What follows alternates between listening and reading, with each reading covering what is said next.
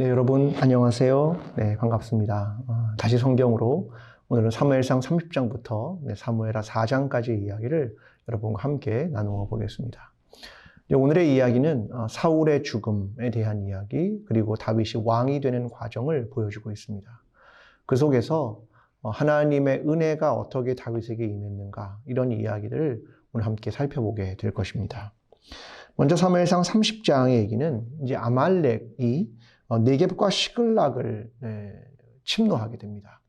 그때 다윗이 거기에 없었고, 그래서 다윗의 가족들, 그리고 그와 함께한 사람들의 가족들, 그리고 모든 자녀들을 붙잡혀 가게 되는 상황이 벌어집니다. 다윗은 제사장 아비아달에게 다시 에봇을 가지고 오라고 말합니다.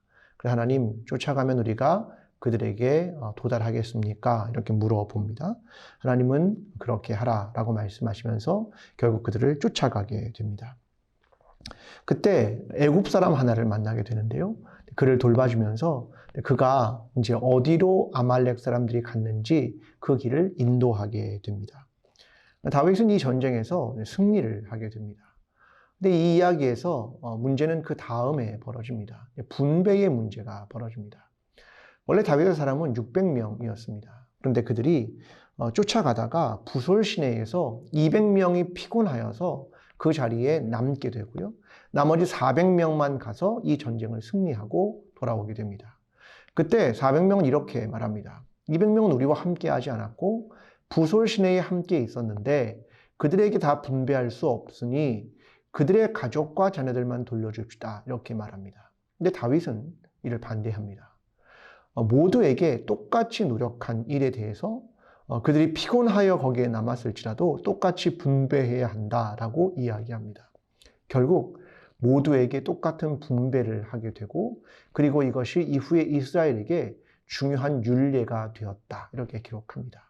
그러니까 어떤 것을 나누는 문제에 있어서 그 사람의 필요에 따라서 나누어 주는 이야기, 그런 이야기를 담고 있는 내용입니다. 사무엘상 31장의 내용은 이제 블레셋 사람들이 이스라엘을 칩니다. 그때 길보아 산에서 결국 사울과 요나단 그리고 아들들이 생명을 잃게 됩니다. 사울은 이방인의 손에 죽을 수 없다, 이렇게 말해서 스스로 자결할 것을 생각하게 됩니다. 블레셋 사람들이 사울이 이후에 자기의 칼에 엎드려 죽은 걸 알고 그의 갑옷을 벗기고 머리를 베어서 블레셋 땅으로 가게 됩니다. 길르앗 야베스 사람들이 이것이 사울의 시체인 줄 알고 그를 장사하고 7일간 금식하게 됩니다. 여러분, 이렇게 이스라엘의 초대 왕이었던 사울의 인생이 참 비참하게 끝나게 됩니다. 왜 하나님은 세웠던 첫 번째 왕, 초대 왕이 이렇게 비극적 결말을 맺게 했을까? 이것이 우리가 갖는 질문입니다. 하나님은 부르고 우리에게 소명을 주시지만 결국 그가 하나님의 뜻에 따르지 않고 하나님께서 원하시는 방향으로 가지 않을 때 결국 그의 마지막이 어떠한가, 이것을 보여주고 있는 겁니다. 오늘 우리 모두가 한 사람의 그리스도인으로 부름을 받았고 또 구원을 받았습니다. 이것이 끝이 아니라 과연 오늘 우리가 하나님의 뜻대로 살아가고 있는가? 이것이 우리의 삶에서 중요한 질문이라고 하는 것을 보여주는 내용입니다. 이제 사무엘하 1장으로 갑니다. 사울이 죽은 후에 사울의 진영에서 한 사람이 다윗에게 옵니다. 그가 이스라엘 진영에서 나온 사람인데요. 사실 그는 아말렉 사람이었습니다. 근데 그가 하나의 이야기를 들려줍니다. 사울 왕이 죽을 때의 이야기였죠. 사울이 자결을 하고 죽은 줄 알았는데 가보니까 아직 목숨이 끊어지지 않았다고 하는 것이었습니다. 그래서 자기에게 명령해서 자기가 왕의 명령에 따라 그를 죽였습니다, 이렇게 말하는 거죠. 그러니까 다윗이 보기에는 이방인이 결국은 이스라엘의 왕을 죽인 것이었습니다. 다윗은 이를 슬퍼하며 금식합니다. 그리고 네가 기름 부음 받은 자를 죽였다, 그렇게 이야기하면서 결국 그를 죽이게 되는 내용이 여기에 등장합니다. 그리고 다윗은 사울과 요나단을 위해서 조가를 부르게 됩니다. 오호라, 두 용사가 엎드려졌도다, 이렇게 슬픈 노래를 부르게 됩니다. 다윗은요, 끝까지 사울을 죽이지 않았습니다. 자기를 해하려고 하는 사람임에도 불구하고 끝까지 그를 죽이지 않았다라고 하는 사실이 중요합니다. 또 하나는 이 아말렉 사람의 손에 결국 죽임을 당했다라고 하는 것은 사울이 이전에 왕으로 있을 때 아말렉 사람들을 진멸하라고 말하는 하나님의 명령에 순종하지 않았습니다. 결국 그 결과는 아말렉 사람의 손에 그의 목숨을 잃게 되는 결과로 나왔다라고 하는 것을 오늘 성경이 보여주는 것입니다. 이렇게 인생은 참 아이러니입니다. 사무엘하 2장의 내용입니다. 하나님이 이제 다윗에게 헤브론으로 올라가라고 합니다. 거기서 그가 유다 지파의 왕이 되었습니다. 유다 사람들이 그에게 기름을 붓고 그를 왕으로 삼습니다. 그는 유다 지파의 왕이 되어서 7년 6개월을 유다 지파 한 지파의 왕으로 살아가게 됩니다. 그때 사울의 중대 장관이었던 아브넬이라는 사람이 있었는데 그가 사울의 아들이었던 이스보셋을 왕으로 삼게 됩니다. 이후에 이스라엘 장수들과 또 유다의 장수들이 전쟁을 벌이는 일들이 잦아지게 됩니다. 12명씩 나와서 전쟁을 치르거나 그들이 힘겨루기를 하는 내용이 계속 등장합니다. 이때 이스라엘 쪽에는 아브넬 그리고 유다 쪽에는 요압이었습니다. 그런데 아브넬이 결국 요압의 동생이었던 아사헬을 죽이게 되죠. 이 일이 결국은 뒤에 다시 원수를 요압이 아브넬에게 갚게 되는 그러한 일로 이어지게 됩니다. 성경은 말합니다. 점점 다윗이 강하여졌더라. 그가 왕이 될 것을 복선으로 까는 내용입니다. 사무엘하 3장은 이제 다윗의 아들들을 소개하고요. 그리고 아브넬은 사울의 아들 이스보셋을 배반하는 장면이 등장합니다. 왜냐하면 아브넬이 사울의 첩이었던 리스바와 통간했기 때문입니다.